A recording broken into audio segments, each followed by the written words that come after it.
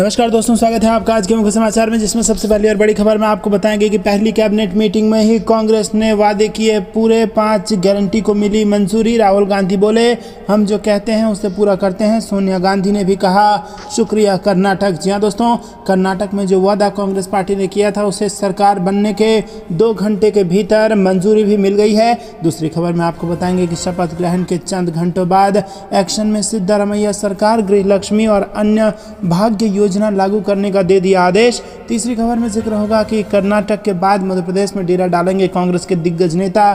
23 मई को कमलनाथ करेंगे बड़ी बैठक। चौथी खबर में जिक्र होगा कि कर्नाटक के डीके की एमपी में भी होगी एंट्री। विधानसभा चुनाव में कांग्रेस दे सकती है बड़ी जिम्मेदारियां। और साथ ही साथ पांचवी खबर में जिक्र होगा कि 2000 के नोट पर आरबीआई की घोषणा पर सुप्रिया श्रीनेत ने गिनाए पहली नोटबंदी के भयावह दुष्परिणाम। दोस्तों, हर एक खबर की गहराई में आपको ले जाएंगे, लेकिन उससे पहले अगर आपको भी ऐसा लगता है कि 2024 में बन रही है कांग्रेस की सरकार तो वीडियो को लाइक करके कमेंट में लिखिए जय हिंद। रुक करते हैं सबसे पहली और बड़ी खबर की तरफ। पहली कैबिनेट मीटिंग में 5 गारंटी को मिली मंजूरी। राहुल गांधी बोले, जो हम कहते हैं उसे पूरा करते हैं। सोनिया गांधी ने भी कहा शुक्रिया कर्नाटक। जी हाँ दोस्तों, आपको बता दें कि कर्नाटक में पूर्ण बहुमत से कांग्रेस की सरकार बन चुकी है।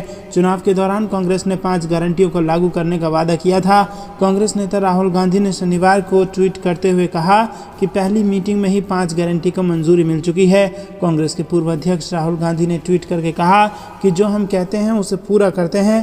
पहला दिन पहली कैबिनेट मीटिंग में कर्नाटक को दी हुई हमारी 5 गारंटी को मंजूरी मिल चुकी है। वहीं यूपीए अध्यक्ष सोनिया गांधी ने भी कहा है कि कांग्रेस पार्टी ने 5 मांगों को मंजूरी दी है और उन्होंने कहा कि हमने जो वादा किया था उसे पूरा किया है। पार्टी की अध्यक्ष रही सोनिया गांधी ने कहा कि मैं कर्नाटक में लोगों का धन्यवाद करती हूं जिन्होंने कांग्रेस के पक्ष में जनादेश दिया। और ये जनादेश बंटवारे और भ्रष्टाचार की राजनीति के खिलाफ है। कांग्रेस सरकार अपने वादों को पूरा करेगी। रुक करते हैं अगली ब्रेकिंग न्यूज की तरफ। शपथ ग्रहण के चंद घंटे बाद एक्शन में सिद्धारमैया सरकार गृहलक्ष्मी और अन्ना भाग्य योजना लागू करने का दे दिया आदेश। जी हाँ दोस्तों, आपको बता दें कर्नाटक में सिद्धारमैया के नेतृत्व वाली कांग्रेस सरकार के गठन के साथ ही शनिवार को गृहलक्ष्मी और अन्ना भाग्य योजना को लागू करने का आदेश जारी कर दिया गया है।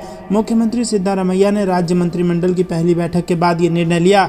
गृहलक्ष्मी योजना के तहत कर्नाटक सरकार प्रदेश में घर की हर एक महिला मुखिया को 2000 रुपए प्रति महीने की वित्तीय सहायता मुहैया कराएगी। इसी के साथ आपको बता दें दोस्तों कि कांग्रेस महासचिव प्रियंका गांधी ने 16 जनवरी को एक जनसभा के दौरान ये चुनावी वादा किया था। इसे दोस्तों मंत्रिमंडल की पहली बैठक में लागू कर दिया गया। रुक करते हैं अगली ब्रेकिंग न्यूज की तरफ। कर्नाटक के बाद मध्य प्रदेश में डेरा डालेंगे कांग्रेस के दिग्गज नेता। 23 मई को कमलनाथ करेंगे बड़ी बैठक। जी हाँ दोस्तों, कर्नाटक विधानसभा चुनाव में मिली जीत के बाद कांग्रेस उत्साहित नजर आ रही है। ऐसे में अब कांग्रेस के स्थानीय नेताओं के साथ साथ राष्ट्रीय स्तर के नेता भी मध्य प्रदेश में सक्रिय होने की तैयारी में है। खास बात यह है कि 23 मई को कमलनाथ ने कांग्रेस नेताओं की बड़ी बैठक बुलाई है और इस बैठक के अगले ही दिन 24 मई को दिल्ली में भी कांग्रेस आला कमान के साथ मध्य प्रदेश के नेताओं की बैठक होगी।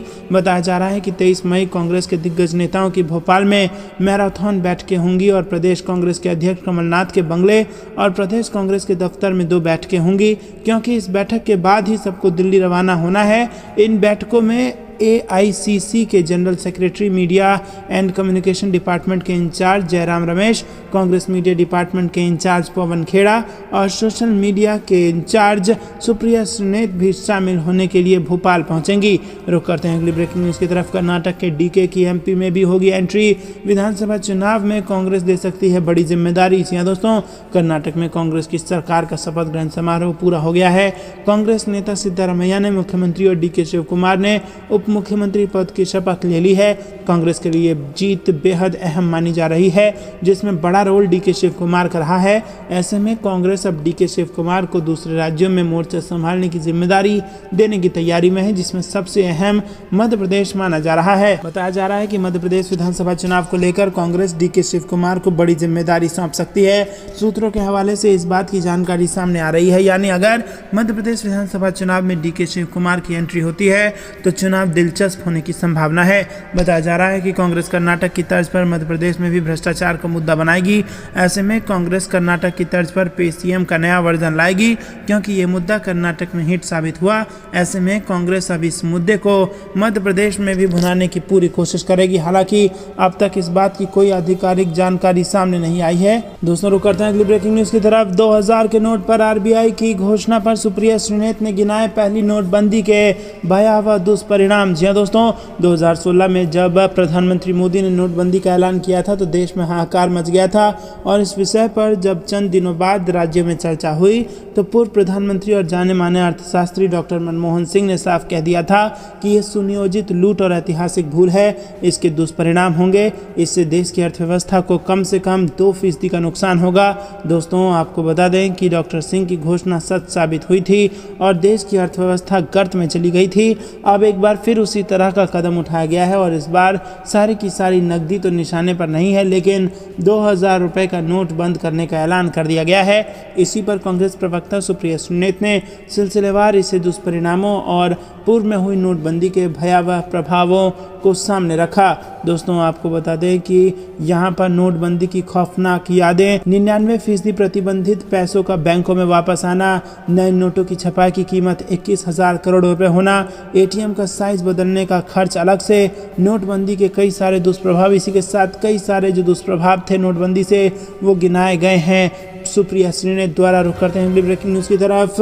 देर रात आया एक अध्यादेश और दिल्ली में काफी कुछ बदल गया। दोस्तों आपको बता दें कि सुप्रीम कोर्ट के आदेश के बाद अब राजधानी दिल्ली में अधिकारों के मामले में नया मोड़ आ गया है। आधी रात केंद्र सरकार का एक अध्यादेश आया और एक बार फिर से स्थिति बदल गई है। जी हाँ, राजधानी में आला अफसरों के ट्रांसफर और पोस्टिंग अब दिल्ली सरकार नहीं कर सकेगी। सुप्रीम कोर्ट के फैसले के बाद केंद्र ने देर रात अध्यादेश के जरिए अफसरों की ट्रांसफर पोस्टिंग के लिए सिविल सर्विस अथॉरिटी बनाने का फैसला किया है। राष्ट्रपति ने इसे मंजूरी भी दे दी है। ऐसे में ये सवाल फिर से तैरने लगा है कि दिल्ली का बॉस अब कौन होगा। दरअसल केंद्र सरकार ने अध्यादेश में जो व्यवस्था दी है उसमें सीएम को चीफ तो बताया गया है, लेकिन उनसे ऊपर एलजी होंगे और इस तरह से देखें तो दिल्ली में उपराज्यपाल की ही चलेगी। तो दोस्तों यहाँ पर आपको बता दें कि कोर्ट से हारने के बाद अब केंद्र सरकार ये दूसरा तरीका लेके आई है और इससे कहीं ना कहीं दिल्ली की चुनी हुई सरकार की ताकत को कम कर दिया गया है और एक ऐसे व्यक्ति की ताकत को बढ़ा दिया गया है जिसको दिल्ली की जनता ने नहीं चुना है। दोस्तों रुक करते हैं अगली ब्रेकिंग न्यूज की तरफ। अब हर जिले में 2 लवकुश वाटिकाएं खुलेंगी। सीएम गहलोत ने 66 करोड़ रुपए की स्वीकृति दी है। जी हाँ दोस्तों, आने वाले दिनों में राजस्थान के हर जिले में भगवान श्री राम और माता सीता के पुत्र लवकुश के नाम से वाटिका खुलेंगी। सीएम अशोक गहलोत ने हर जिले में 2 लवकुश वाटिका डेवलप करने के लिए 66 करोड़ रुपए स्वीकृत कर दिए हैं और इससे प्रदेश में इको फ्रेंडली टूरिज्म को बढ़ावा मिलेगा।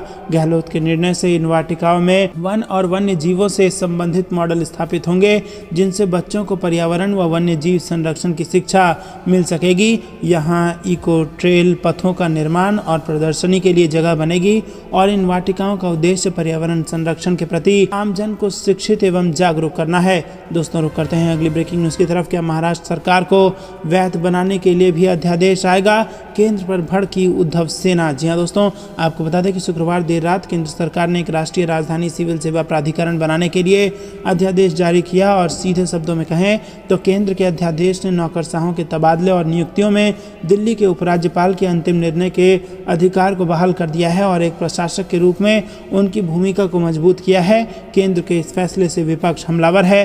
अध्यादेश जारी होने के बाद शिवसेना की राज्यसभा सांसद प्रियंका चतुर्वेदी ने कहा कि सुप्रीम कोर्ट के फैसले ने केंद्र सरकार को हिलाकर रख दिया है। साथ ही उन्होंने पूछा कि क्या महाराष्ट्र में अवैध राज्य सरकार को वैध बनाने के लिए भी अध्यादेश आएगा। उन्होंने लिखा कि सुप्रीम कोर्ट के दिल्ली सेवाओं के फैसले ने भारत सरकार को हिला दिया है कि उन्हें अध्यादेश लाना पड़ा। क्या महाराष्ट्र में अवैध राज्य सरकार को वैध बनाने के लिए अगला अध्यादेश आएगा? रुक करते हैं अगली ब्रेकिंग न्यूज की तरफ। प्रियंका गांधी के दौरे को सुपरहिट बनाने में जुटी मध्य प्रदेश कांग्रेस, जबलपुर से करेगी चुनावी शंखनाद। जी हां दोस्तों, कर्नाटक चुनाव में मिली जीत के बाद वहां पार्टी का शपथ ग्रहण समारोह है। कर्नाटक में मिली जीत के बाद अब कांग्रेस का फोकस मध्य प्रदेश में है। कांग्रेस की राष्ट्रीय महासचिव प्रियंका गांधी ने कर्नाटक में जमकर मेहनत मेहनत की थी और ऐसे में अब उनका फोकस मध्य प्रदेश में है।